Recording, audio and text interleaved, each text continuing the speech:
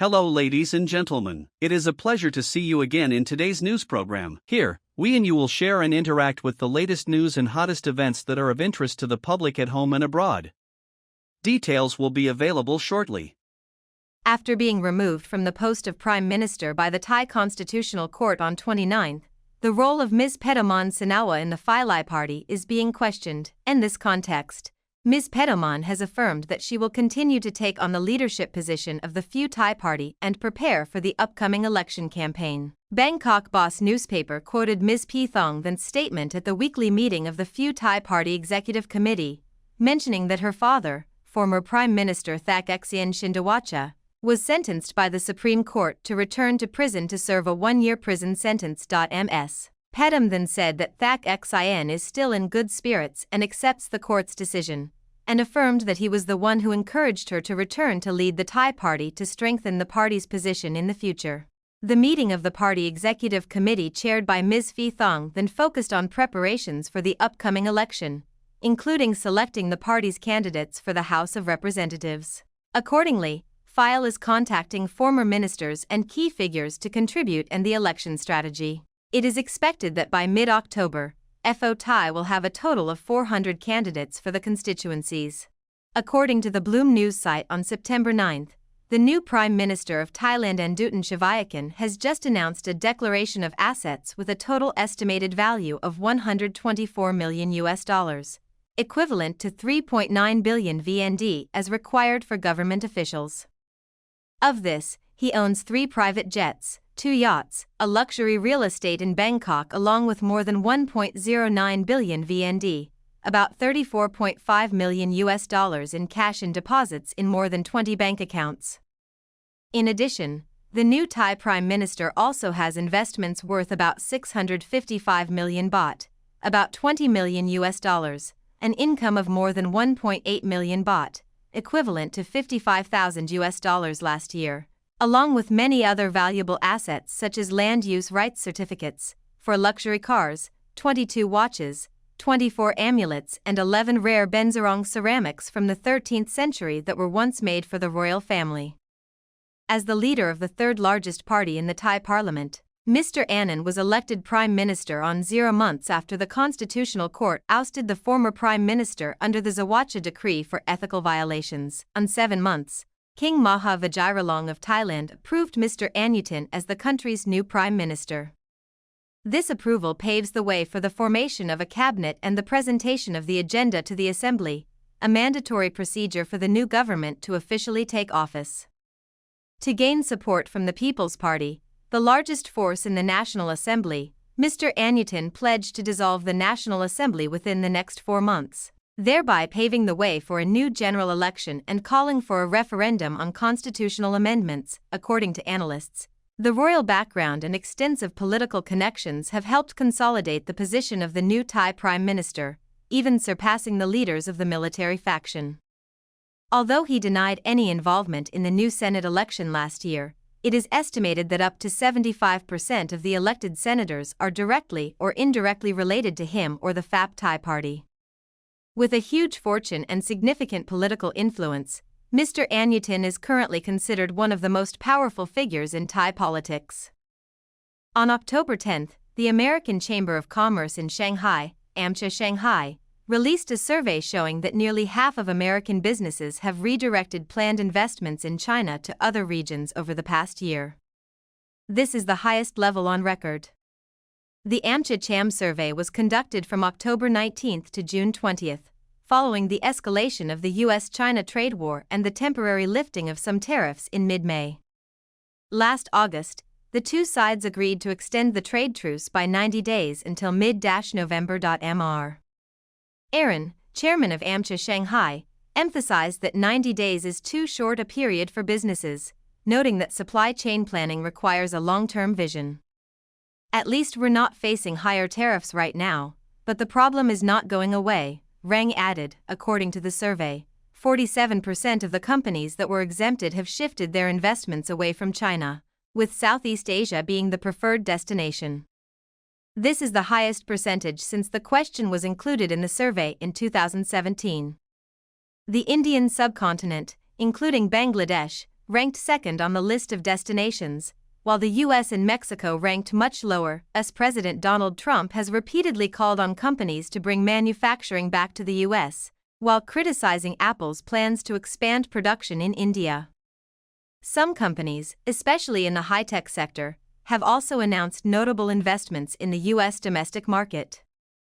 Members of the Shanghai AmTram include Apple, Ford, Honeywell, Meta, and Tesla. AmTram President Jeffrey Lean stressed that companies are not only affected by U.S. tariffs on customers' China's tariffs but also Beijing's retaliation against the raw materials needed to manufacture many products that originate in the U.S. According to the Peterson Institute for International Economics, the average U.S. tariff on Chinese goods is currently approximately 58%, while China's average tariff on U.S. goods is around 33%. However, the specific tariff rates still depend on the type of product. According to the AmTram survey, competition in the domestic Chinese market is also increasingly fierce, while business confidence and prospects for the next 5 years in China continue to fall to a record low for the fourth consecutive year. Only 28% of businesses said that profit margins in China in 2024 were higher than the global level, while 33% affirmed that business performance in China was worse than in other markets. In addition, U.S. businesses admitted that Chinese competitors are outperforming in 6/8 competition categories, especially in speed to market and the level of application of artificial intelligence (AI). 41% of respondents said Chinese companies are leading in AI applications, up to 62% in the retail and consumer sectors. In contrast, Shanghai members only said they had a clear advantage over Chinese companies in 2 areas: product quality and development capabilities.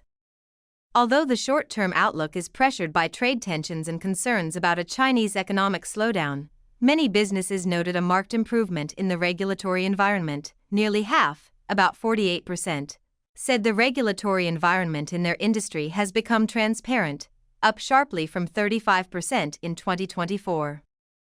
The proportion of businesses that said a lack of transparency hindered operations fell 12 points to 16%.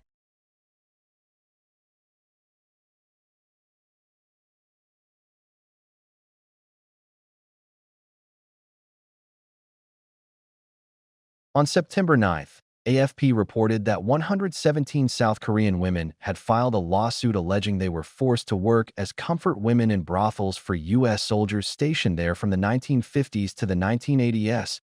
Their lawyers told IP that the group of victims filed the lawsuit last week, the first formal complaint, demanding an apology from the U.S. military. Lawyers and activists say that tens of thousands of South Korean women were forced to work in state-run brothels for U.S. soldiers stationed there during the 1950s and 1980s. The economy revolving around such brothels, including restaurants, barbershops, and bars, is said to have accounted for about 25% of South Korea's GDP in the 1960s and 1970s. In 2022, the South Korean Supreme Court found the government had illegally established and operated such brothels for the U.S. military, ordering the government to compensate about 120 plaintiffs. The new lawsuit by 117 South Korean women names the government as a defendant. Under current law, CUN must compensate victims of illegal acts committed by U.S. soldiers while on duty and then ask Washington for compensation. The victims are asking for $10 million, equivalent to $7,200 per person. Lawyer Hazu Hai said the lawsuit aims to hold the South Korean government and U.S. military officials jointly responsible for related illegal acts. I still can't forget being assaulted by American soldiers for bowing my head while pouring drinks, for not smiling, or for no reason at all, said an anonymous plaintiff in her 60s. She said she was tricked into working as a bartender at 17, but was forced into a sensitive job and not allowed to leave because of debt. She recalled being dragged to the place where American soldiers were stationed every night and abused, and being forced to take a sexually transmitted disease test every week. A bewildered atmosphere is engulfing foreign investors in the U.S. after more than 300 South Korean workers were arrested in an immigration raid in Georgia. Earlier on the 4th, ICE and U.S. law enforcement conducted an unprecedented immigration raid at the under-construction battery manufacturing plant of the Hyundai LG Group in Elabel, Georgia. Subsequent raids arrested 457 individuals alleged to be illegal workers, including over 300 South Korean citizens. Videos released by authorities showed workers with their hands and feet cuffed, being escorted onto vehicles used to transport prisoners. ICE stated that when executing the arrest warrants, they discovered these individuals had fraudulently used visitor visas to work in the U.S. According to observers, the raid has opened a new front in the White House's widespread crackdown on illegal immigrants, but it comes with many unintended consequences for the U.S. Multinational companies with many foreign employees working in the U.S. are starting to worry and are urgently seeking legal advice. Matt, head of corporate immigration at SSF Kramer law firm in the U.S., said clients are constantly messaging them asking if they are at risk of falling into a similar situation. They ask if their U.S. managers are at risk and if foreign staff here on company-sponsored work visas will be targeted by the government. Other immigration lawyers say they believe many of the South Koreans arrested by ICE are individuals who entered the U.S. on B-1 visas, which are used by foreigners for short business trips or who came under related visa waiver programs. Many of the arrested workers were working for subcontractors, but the regulations related to these entry terms are relatively vague. Dan Marin, a partner at WR Immigration Law Firm, commented that this could be an abuse of the B-1 visa. Or it could be an overreach by ICE. They may be offering a more restrictive interpretation of the regulations regarding what individuals on business in the U.S. are allowed to do. Charles C.K., founding partner of Cabastor Immigration Law Firm, based in Atlanta, said he is representing several people arrested in Elabel. He said many South Korean workers came to the U.S. under visa provisions that allow providers to assist with equipment installation for a U.S. business. He said 2 corporate clients called him on the 6th, who are foreign investors with large facilities in the U.S. They asked how they should prepare to deal with EC agents appearing at their factories. Cherry Overby, an international trade consultant at DGA Group and former president of the U.S.-Korea Business Council, said some large foreign companies have stopped sending employees to the U.S. for business to review the legal implications of the worker arrests in Georgia. She said the image of hundreds of South Korean workers being treated like criminals was truly shocking. Those videos and images were not only shown in South Korea, but also in Japan, Taiwan, and other trading partners who also have large investments in the U.S.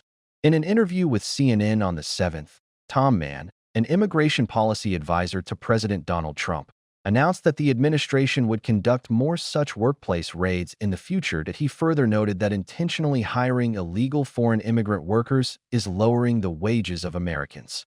According to Overby from DGA Group, the industries most at risk of labor visa crackdowns are those that need to bring local talent to the U.S. This need is particularly great in fields where Americans lack technical expertise compared to Asian workers, such as battery manufacturing, shipbuilding, and semiconductors.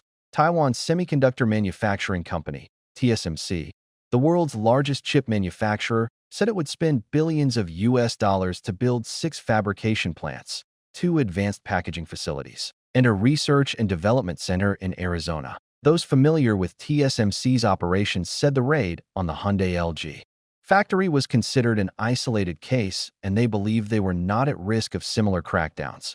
But Taiwanese executives said the incident certainly made the foreign business community feel fearful. One person said perhaps Trump did it for some political reason to send a message from the South Korean government. The U.S. government is now truly different and unpredictable. On the South Korean side, images of workers at Hyundai LG being restrained shocked the people of that country, making them feel betrayed, and tensions are threatening to undermine a very close military and economic alliance. For South Korean Prime Minister Lee Nak-yeon, who just took office last June, this is an unexpected obstacle as he seeks to leverage the increasingly good relationship with President Trump in exchange for defense commitments from the U.S. John Delury, a senior scholar from the Asia Society, a research organization based in New York, commented that those images would cause long-term damage to America's reputation. According to him, many governments will now question whether they can trust the U.S. as a solid ally in all situations. As part of the tariff agreement reached last July, South Korea pledged to invest $350 billion in the U.S. However, the raid in Georgia is creating a barrier that makes businesses in that country consider more carefully when participating in the plan. Robert Rand, an immigration lawyer at Foster Global law firm in Texas, said the raid would create an atmosphere of panic at factories and businesses employing foreign workers. But according to him, this was bound to happen after a long period of lax U.S. management of immigrant labor issues. He said there were periods when ICE agents were ordered to stay put unless there was a specific complaint. ICE units are now encouraged to go out and look for immigration law violators.